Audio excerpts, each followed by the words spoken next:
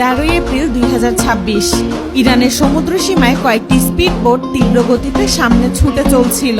এই স্পিডবোটগুলোর ভেতরে বসেছিল ইরানের বিশেষ কমান্ডো ফোর্সের সদস্যরা।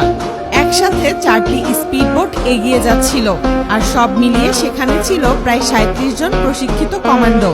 তাদের পাঠানো হয়েছিল খুব গুরুত্বপূর্ণ কাজের জন্য, কারণ ইরানের অনুমতি ছাড়াই তাদের সামুদ্রিক এলাকায় একটি অজানা এবং সন্দেহজনক জাহাজ ঢুকে পড়েছিল এবং সেটি দ্রুত গতিতে এলাকা অতিক্রম করার চেষ্টা করছিল। এই জাহাজটি ঠিক কি বহন করছিল এবং কোথা থেকে আসছিল সেটি প্রথমে কেউই বুঝতে পারেনি, কারণ জাহাজটির ট্রান্সপন্ডার সম্পূর্ণ বন্ধ ছিল। এই কারণেই দ্রুত সিদ্ধান্ত নিয়ে ইরানের হাইকমান্ড এত বড় একটি টিম পাঠিয়েছে। ঘটনা শুরু হয়েছিল প্রায় 3 ঘন্টা আগে।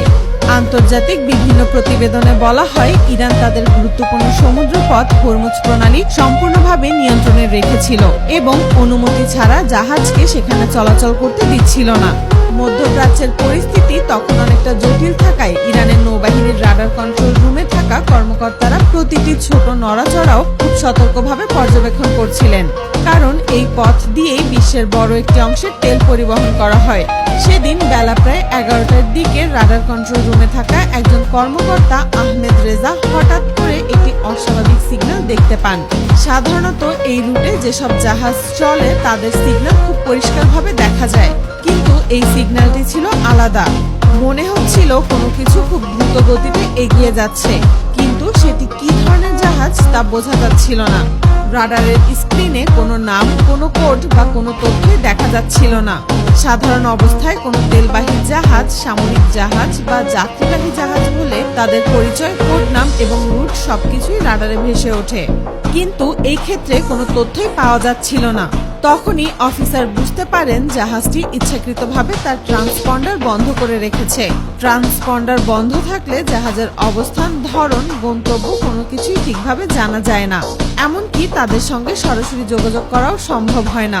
এই পরিস্থিতিতে রাডার কন্ট্রোল রুমে থাকা অফিসাররা দ্রুত বুঝতে পারেন যে চুপচাপ বসে থাকার কোনো সুযোগ নেই এবং সঙ্গে সঙ্গে ব্যবস্থা নিতে হবে। বেশ কয়েকবার চেষ্টা করার পরেও জাহাজটির সঙ্গে সরাসরি যোগাযোগ করা সম্ভব হচ্ছিল না। ফলে রাডার কন্ট্রোল রুমে থাকা কর্মকর্তারা দ্রুত সিদ্ধান্ত নেন যে দেরি না করে ব্যবস্থা নিতে হবে। প্রথমে চিন্তা করা হয়েছিল আকাশপথ থেকে নজরদারি করার, কিন্তু সবচেয়ে কাছের এয়ারবেস অনেক দূরে থাকায় সেখান থেকে বিমান বা ড্রোন পাঠাতে অনেক সময় লাগতো। তাই দ্রুত পদক্ষেপ হিসেবে স্পিডবোট পাঠানো হয়। এই স্পিডবোটগুলো দেখতে সাধারণ মনে হলেও এগুলো আসলে অত্যন্ত দ্রুত গতির এবং শক্তিশালী। এগুলো 180 কিলোমিটার প্রতি ঘন্টা গতিতে চলতে পারে। পাশাপাশি প্রয়োজন হলে এগুলোতে মেশিন গান বা স্বল্প দূরত্বের মিসাইল, এমনকি রকেট লঞ্চার পর্যন্ত ব্যবহার করা যায়। তাই খুব অল্প সময়ের মধ্যেই এই স্পিডবোটগুলো সেই অজানা জাহাজের কাছাকাছি পৌঁছে যায়। কমান্ডোরা তখনও জানতো না জাহাজটির ভেতরে কি আছে, তবুও তারা সতর্কভাবে সামনে এগিয়ে যেতে থাকে। জাহাজটির কাছে পৌঁছানোর আগে একাধিকবার সতর্ক সংকেত পাঠানো হয়, কিন্তু কোনোভাবেই জাহাজটি থামার কোনো লক্ষণ দেখায়নি। পরিস্থিতি তখন আরো গুরুতর হয়ে ওঠে। শেষ পর্যন্ত স্পিডবোটগুলো সরাসরি জাহাজটির পাশে চলে যায়। এরপর কয়েকজন কমান্ডো দ্রুত জাহাজে উঠে পড়ে এবং সেটিকে নিয়ন্ত্রণে আনার চেষ্টা শুরু করে। একই সময় রাডার কন্ট্রোল রুম থেকে অতিরিক্ত সহায়তা পাঠানোর সিদ্ধান্ত নেওয়া হয়, যাতে কোনো ঝুঁকি না থাকে। খুব দ্রুত 2টি হেলিকপ্টার ঘটনাস্থলের দিকে পাঠানো হয়, যেগুলোতে আরো কমান্ডো ছিল। এর পাশাপাশি পরিস্থিতি আরো নিয়ন্ত্রণে রাখতে এয়ারবেস থেকে 2টি MiG-29 যুদ্ধ বিমানও পাঠানো হয়। এই যুদ্ধ বিমানগুলো খুব দ্রুত ঘটনাস্থলের দিকে পৌঁছে যায় এবং আকাশপথ থেকে পুরো পরিস্থিতি নজরে রাখতে থাকে। এদিকে জাহাজে উঠে পড়া কমান্ডোরা ধীরে ধীরে জাহাজটির গতি কমাতে থাকে। পরে হেলিকপ্টার থেকে আরো কমান্ডো জাহাজের উপর নামানো হয়। সব মিলিয়ে প্রায় 2 ঘন্টার চেষ্টার পর অবশেষে জাহাজটিকে সম্পূর্ণভাবে থামানো সম্ভব হয়। এই ঘটনার খবর দ্রুত আন্তর্জাতিক গণমাধ্যমে ছড়িয়ে পড়ে, তবে জাহাজটি কোন দেশের ছিল বা সেটি কি বহন করছিল সে বিষয়ে এখনো কোনো পরিষ্কার তথ্য প্রকাশ করা হয়নি।